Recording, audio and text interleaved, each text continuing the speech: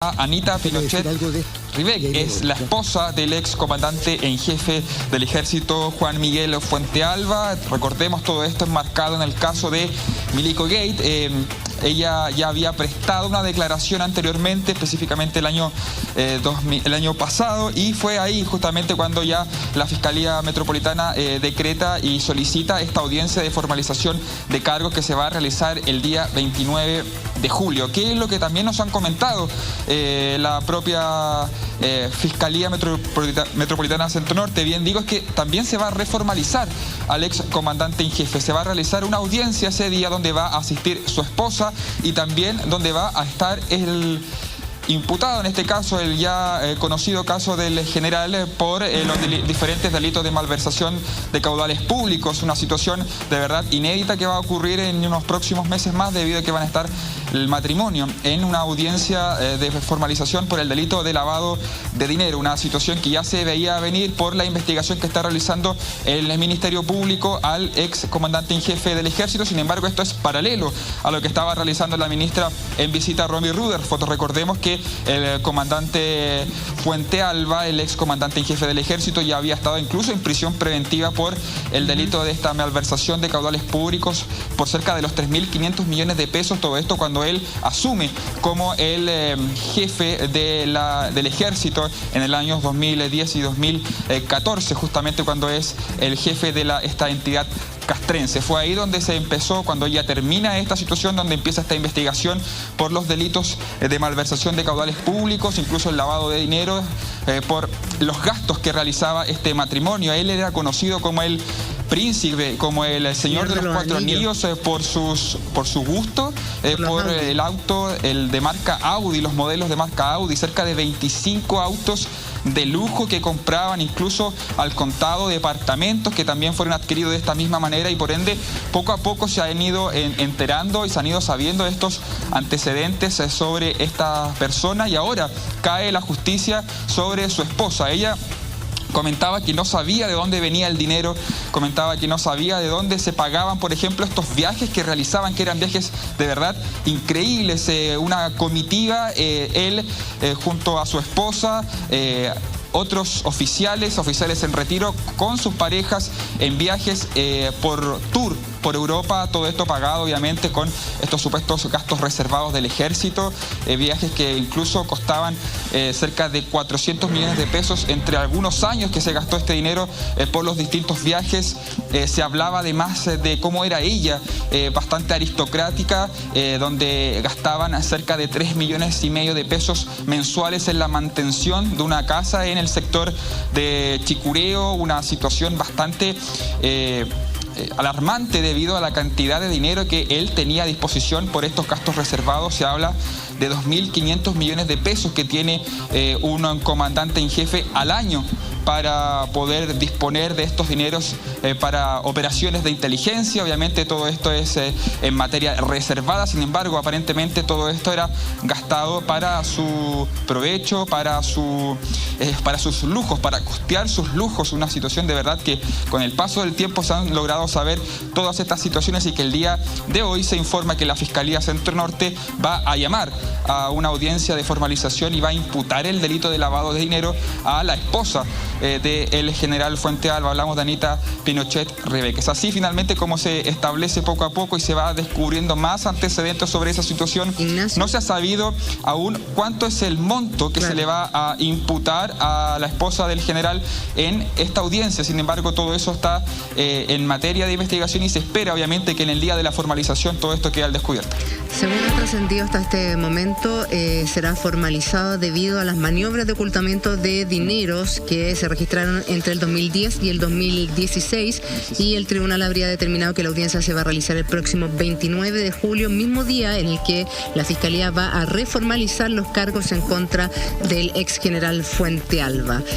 Bueno, su participación en la causa a la fecha ha tenido que ver con la gran cantidad de efectivo que ella gastó y que su cónyuge depositó en sus tarjetas bancarias en sus tiempos del ejército, sí, y que no hay cómo justificarla. No, exactamente. Aquí bueno, evidentemente sí va a haber salpicada a ella por por el estilo de vida que su marido, el general Fuentealba, llevaba. Y la verdad es que es bien escandaloso. Vamos a revisar cada uno de los detalles de aquello. Claudio, esto también abre una caja de Pandora respecto de los gastos reservados del ejército y la manera en que la sociedad civil hace algún control respecto de estos fondos.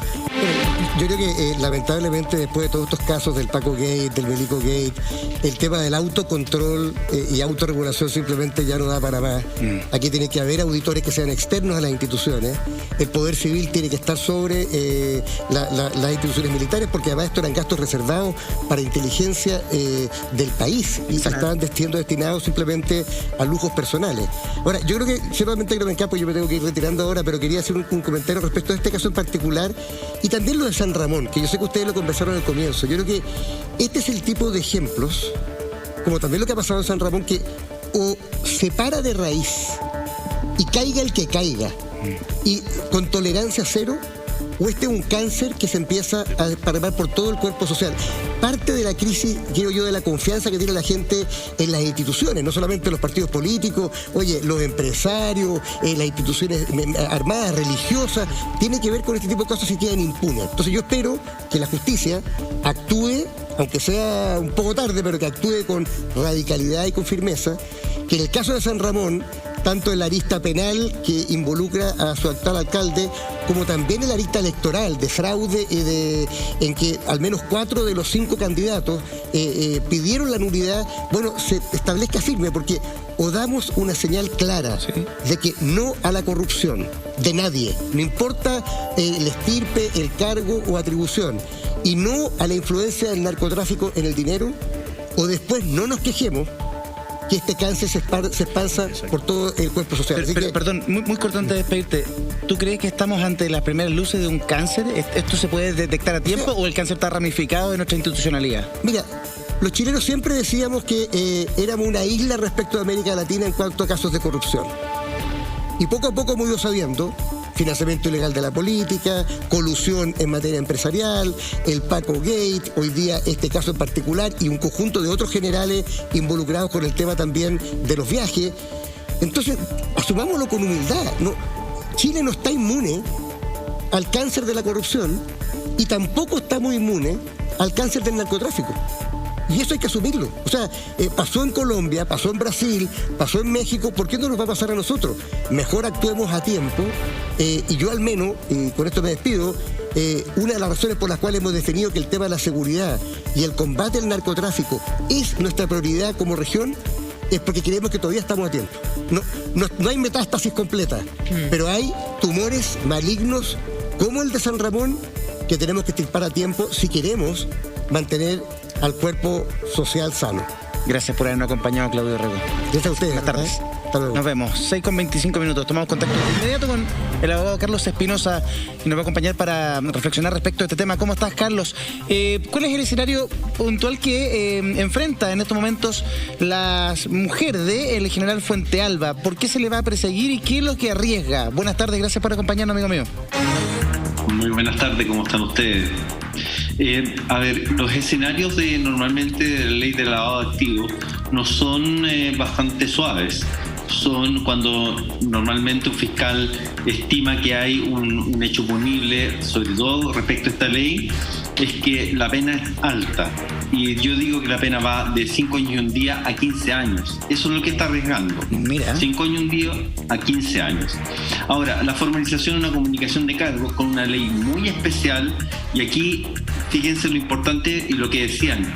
El verbo importante es ocultamiento. Se ocultan justamente dineros que vienen de cualquier ilícito que puede ser, y la ley establece un catálogo de ilícitos en donde ese ocultamiento de bienes se puede ser utilizado por un tercero, por la señora, etcétera, pero viene o provienen de algún ilícito. Y en este caso, justamente por lo que ustedes señalaban, de gastos reservados que tenían una especificidad, y en derecho público, acuérdense que uno solamente puede utilizarlo para lo que la ley establece y no para otras cosas. Y esos elementos que han sido utilizados para pago de viajes, pago de consumos internos, obviamente cae dentro del tipo penal para los efectos de entender que estas personas pueden ser responsables o podrían ser responsables de este delito. Ahora, en ese sentido, parte de lo que nos contaba Ignacio Oliva, la defensa y las veces que se ha hablado respecto a ella, que no tenía idea de dónde provenía la plata. Pero hay un testigo que acreditó en el Ministerio Público, que fue el ex oficial de órdenes de General Retiro, Rodolfo Hidalgo, quien declaró que ella recibía usualmente 10 millones de pesos mensuales para la mantención de su vivienda de ese entonces. ¿Puede alegarse que no sabía de dónde provenía esa cantidad de plata? Bueno, estamos hablando de 100.000 pesos, estamos hablando de 10 millones de pesos según lo que declaró este testigo. Sí, claro. Yo creo que eso es una estrategia de la defensa, justamente, porque la ley establece que la persona debía saber efectivamente que esto venía derivado de un delito, o por lo menos podía saberlo, o tenía que saberlo. Obviamente, si yo fuera defensor, establecería esa idea de que ella no tenía idea de que su marido le pasaba ese dinero, pero evidentemente la trazabilidad, que es lo importante de ese dinero, no va a estar dado con el sueldo que tenía a lo mejor su marido en ese momento. No estaría, claro, no estaría ligado, habría un desfase de dinero, y por lo tanto lo que hace ahí normalmente el Ministerio Público en estas tramitaciones, que inclusive pueden ser secretas, de decir, a ver, dígame usted, ¿qué dineros tomó? ¿Qué dineros tenía? Si tenía ingresos ella, porque lo más probable, las típicas defensas señalan que tenían ingresos propios, herencias, venían de otros lugares y por lo tanto lo utilicé.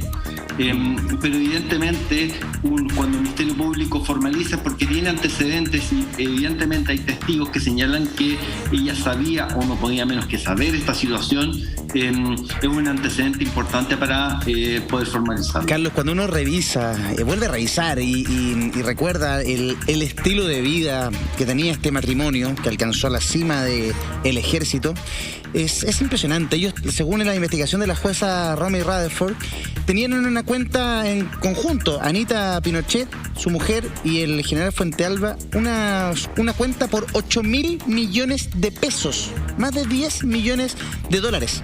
¿En qué se gastaban esa plata?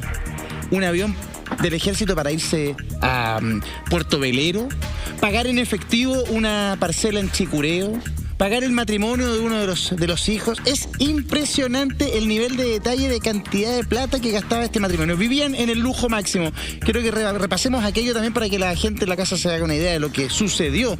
En este caso, pagado por todos nosotros con fondos reservados del ejército, a la vuelta a la pausa comercial. Ya volvemos. Sigamos analizando y viendo, estamos con Carlos Espinosa, nuestro abogado, con Carlos Gutiérrez acá presente, respecto a esto que va a ser formalizada la esposa del ex general Fuentealba.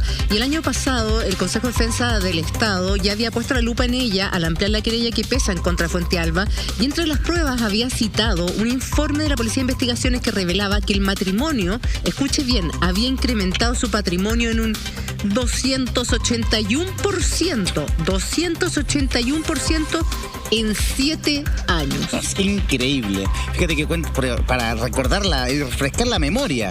Por ejemplo, la cuenta que tenía en bipersonal, 10 millones de dólares, 8.000 millones de pesos. El destino de esa plata era especialmente pasajes en avión para él, para su mujer y otros parientes, siempre en primera clase. No, nada de andar viajando en turista Carlitos, esa cuestión, no.